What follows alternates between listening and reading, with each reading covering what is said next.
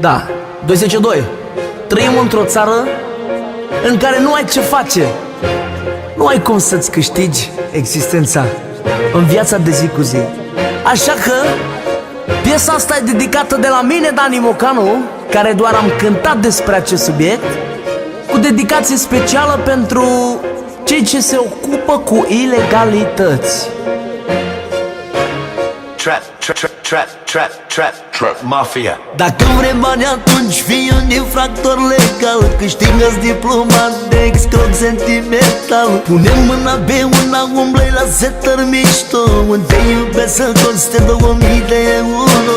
Ai vrea un Porsche Cayenne sau BMW serie așa. Te fă o pe ea să plece la muncă în străinătate. Și mint-o pe nebună că vrei să-i faci mare nuntă. Să vezi atunci poftă de muncă 100%. Trap Mafia. Eu cu iubirea mea plec în Elveția. Știu că doar femeia are banca după ea.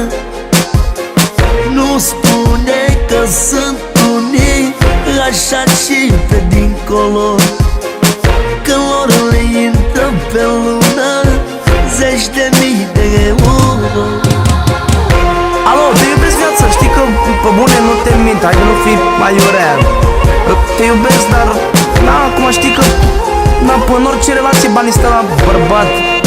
Pe bune. Te iubesc, mergem și noi facem casă, masă, bună alta, ne schimbăm și noi mașina ca tot omul. Te iubesc mult, puiul meu, hai. Sună-mă când ajungi, te rog, hai.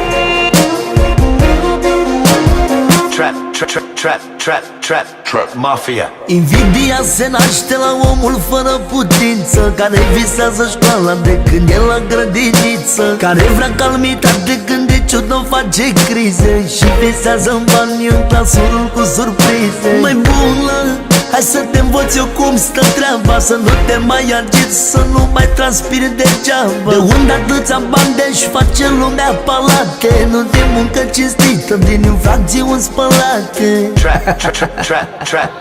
Trap Mafia.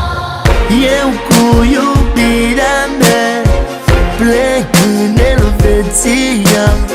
Știu că doar femeia are banca după ea. Nu spune că sunt unii așa și pe dincolo, că lor le intră pe lună 10.000 de euro.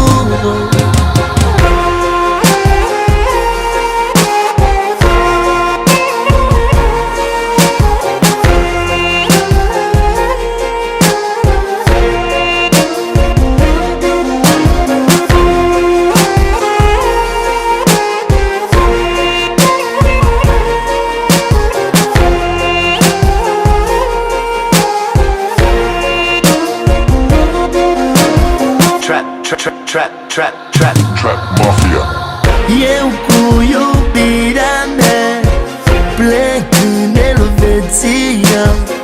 Știu că doar femeia are banca după ea. Nu spune că sunt unii așa și pe dincolo, că lor le intră pe lună 10.000 de euro. Trap Mafia.